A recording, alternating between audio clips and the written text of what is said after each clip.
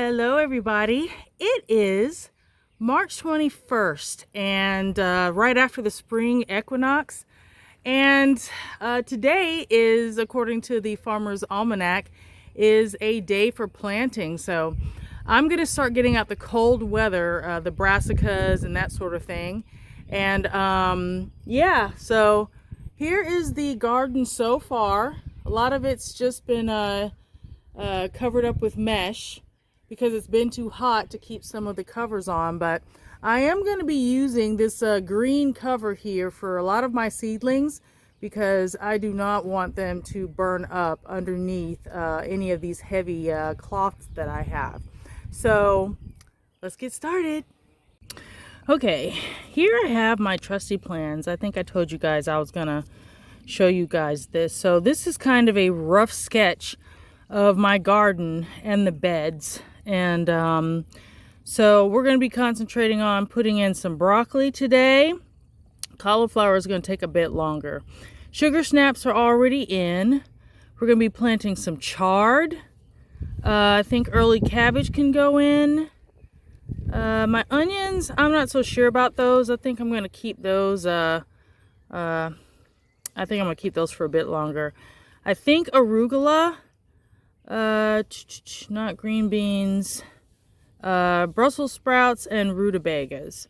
So here I have my printout. Mina got to this, that's why it's so tore up. But this is my planting calendar for where I live.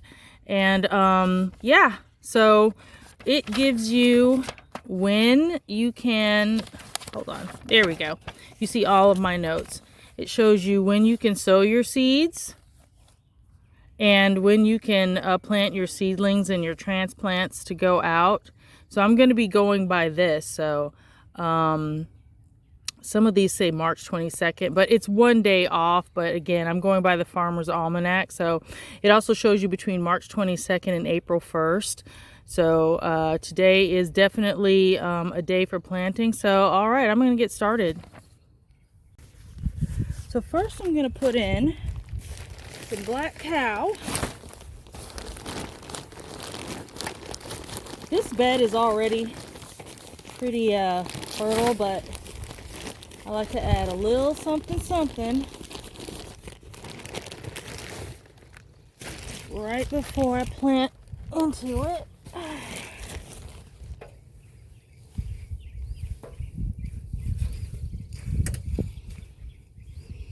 Kind of work this in.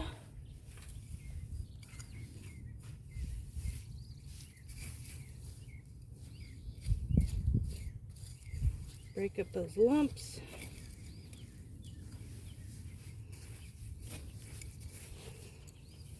The cauliflower has to go in at the end of this month, end of March. Because cauliflower is notorious for being a little bit finicky. Let's get that out. Alright, now because some of my broccoli, I did not thin some of these. So I'm going to go through here. I'm going to, of course, keep the ones that are most hardy. See, that one's pretty good.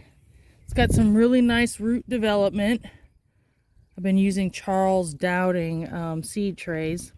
And yeah, it uses only the minute amount of like compost, which is great because you're not wasting a whole lot, and it still gives them a strong structure. So I'm going to start putting these babies in.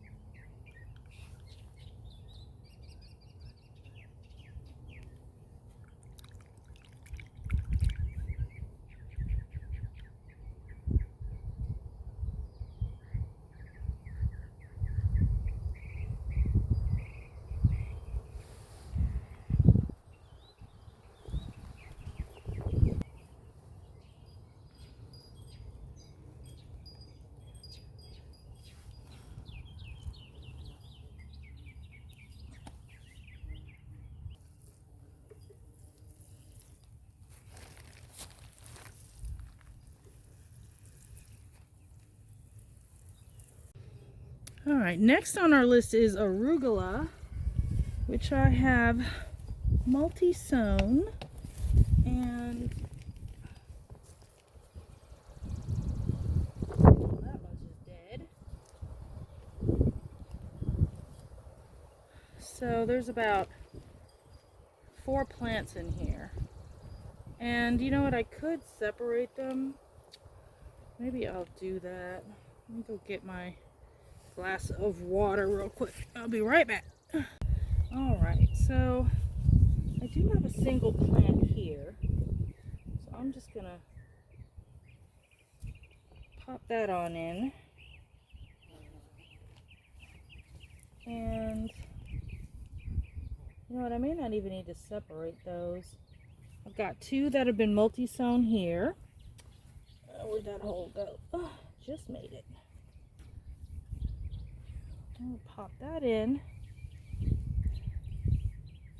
Planting them a little bit deep because, I mean, they can get a bit leggy, but I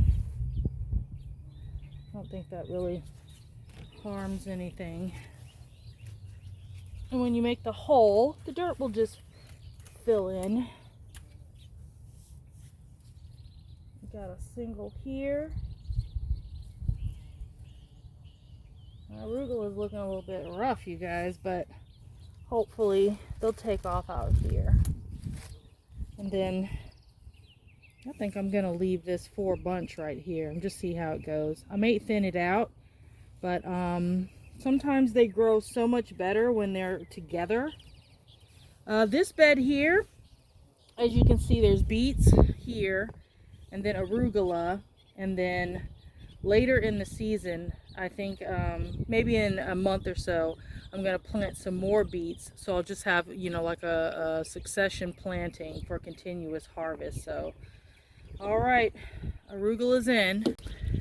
Okay, next on our list is Brussels sprouts. Now, I have not been able to successfully grow my own Brussels sprouts from seed. I'm hoping to change that. I kind of grew them from some plants that I got at Home Depot, but I only got a few Brussels sprouts off of those. I think it just got so hot here, so I've got some hybrids that hopefully will be able to stand the heat. They're kind of in a mess here, so let's start popping these out so I can see what I'm dealing with. Okay. Alright, I'm going to take off these 2 smaller ones. Go ahead and pop this one in. Give it a little press.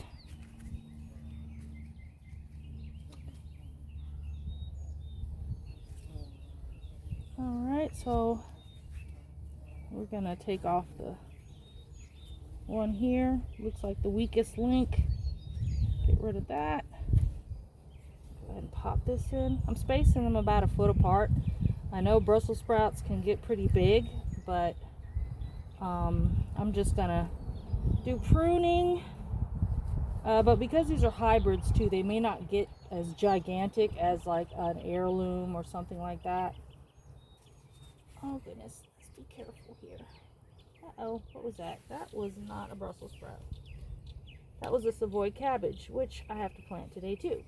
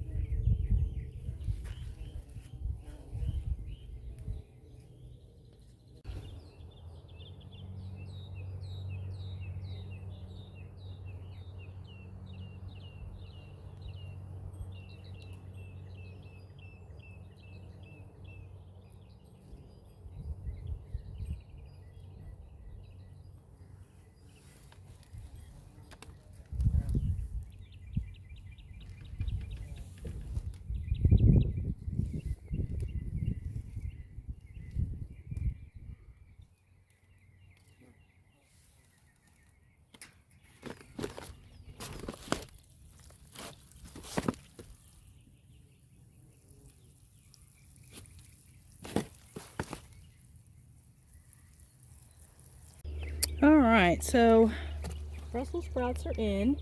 Next up is my Catarina cabbage. Now the Catarina are a substitute or something that I'm trying in place of the Gurney's Tiara cabbage. Now, mind you, I love the Tiara cabbage and I love how they produce, because you obviously they're almost cut and come again. You lop their heads off and then you get 4 to 6 smaller heads, and they're good size smaller heads, so they kind of just keep producing. So I'm trying this Catarina, which is by seeds and such, because Gurney's, they went up in price. I've been buying from them for years and they've kind of gone up in price, which I get it. You know, you've got your family to feed.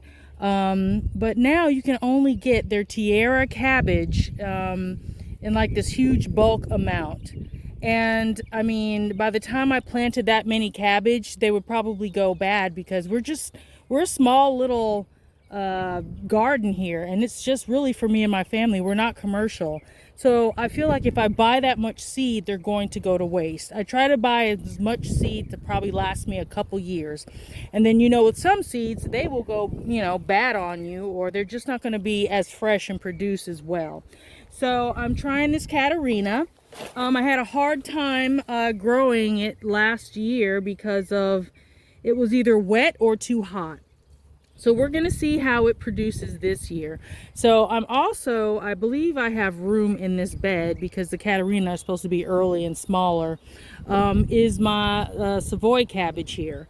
So I'm going to share this bed, put all the cabbages here, and this is the bed that is, you know, right across from the arugula and the beets. So try not to put too many together because of pests.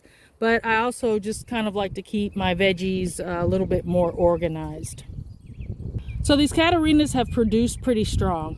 I think I put 2 or 3 per cell, and both of these are pretty strong seedlings.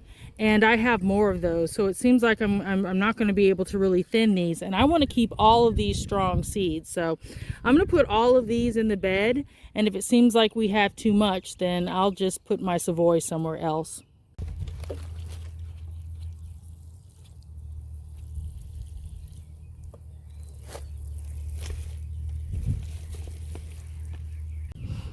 Okay, we now have chard going in. I have multi-sown these little babies right here, and I'm not going to be separating them. Maybe as they grow and I want some baby leaves, I'll pull some, but for now I'm going to keep these just as they are. All right, and like so. Oh, I watered them a little bit, they were kind of wilty. And I'm just going to pop them down into these holes. Push.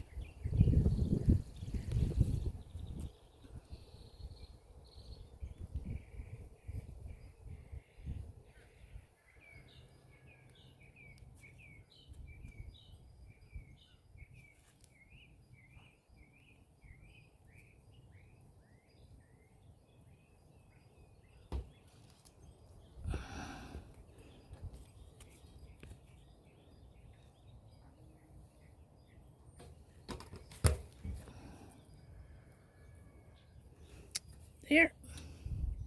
So I only have one more to plant today, and that is kale. And I've discovered a flaw in my plan. Kale is nowhere on my garden plan. This is what you get when you also plant too many vegetables, but kale is like a staple. So now I've got to figure out where to put it. A lot of my seedlings that I've put out now they're all covered up and protected from the sun. The sun is going to be the worst. Rain is not an issue. It is just, it gets hot, and my garden is south and east facing, but it gets a lot of sun. I mean, there's no trees, there's nothing. So it's easy for everything to just burn up. So I've got them under lightweight, either green shade cloths or some very thin white, and I'm gonna have to order some more. But yeah, I have no idea where I'm going to plant this kale. And I don't even know if I have a cloth in which to cover them. So they may stay in the pot just a little bit longer until I figure it out. But they grow tall. So, well, let me show you. So you see that kale plant right there? It's about 24 inches high. So that's how high they're gonna get. And I mean, you've seen my videos before. I grew them all along this bed here. So this bed right here, where I have all of the phlox, aren't they pretty? Oh my gosh, I love them. Aren't they pretty? And they're gonna spread out to about 24 around. So that's great weed suppression, and they're just so pretty. And I've already planned to put some squash in this bed, and you know squash plants get really big, so I don't think I'm gonna put kale in here. But anyway, best laid plans, right? I also got to put them somewhere where there won't be a conflict. Companion planting, right? That's what we try to do. So I also have a lot of space along this fence line. This is where I'm going to be putting in probably more tomatoes. Actually, I think butternut squash is going here. And then I'm putting in okra, and then I have so many tomatoes, you guys. I have over 30 tomato plants. Now, I realize a normal person would just be like, well, why don't you give them away? But because the previous years, if you watch my videos, I have not been doing very good in the tomato growing category. When I first bought the place that first year, oh my gosh, the weather was perfect. I had lovely batches of tomatoes. I only grew like 3 type. And this time I think I have about, okay, like maybe 8 different types of tomato. So I'm gonna narrow it down, but you have to experiment, right, to figure out what you like. So that's what I'm doing. So in the meantime, a lot of them are indeterminate, so I'm gonna grow them along the fence line so that I can kind of drape them over or stake them. Either way, I'm gonna prune them so that I don't have to worry about them just getting completely out of control. Oh, and I didn't show you. Look what hubby's starting to build for me. Do you see this tomato cage? This huge trellis? He's building that for me so that I can grow my indeterminates on there. You know, I feel like I'm coming up in the garden realm. I've finally got a tomato trellis that's actually like big time, right? Anyway, so I think I'm gonna call it quits today. It's getting really hot out here, and I've got to figure out where to put this kale. So maybe when I do a garden update, you'll finally see where I put it. But thanks for hanging out with me today and looking at my garden plan and how everything's coming along. I'll go more in depth in it on my next video, but this is just what I'm putting out, the first of the seedlings to really go out. Oh wait, actually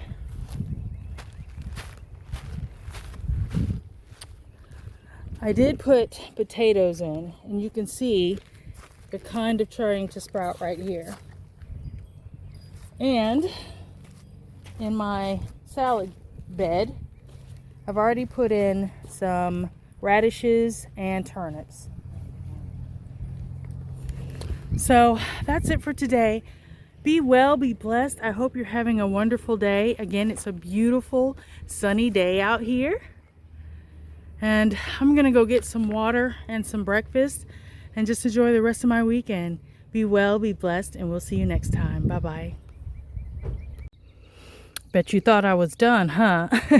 So after a careful contemplation and walking around for a little while, I decided that I'm going to put the kale in here next to the Brussels sprouts. Brussels sprouts get kind of tall, and so does kale. So they should grow nicely together, and maybe I can intersperse something lower that'll grow, something, maybe a tender plant that needs more shade, some carrots or something in there. But yeah, so sometimes it's just about thinking about it, walking around and figuring out where's gonna go next to what. And that's where garden planning comes in. That's what this whole video was about. So even though you can write down things, sometimes depending on how the season changes, and maybe you'll figure out that something goes better next to another. But anyway, once again, be happy, be well, and be blessed, and we'll catch you next time. Bye-bye.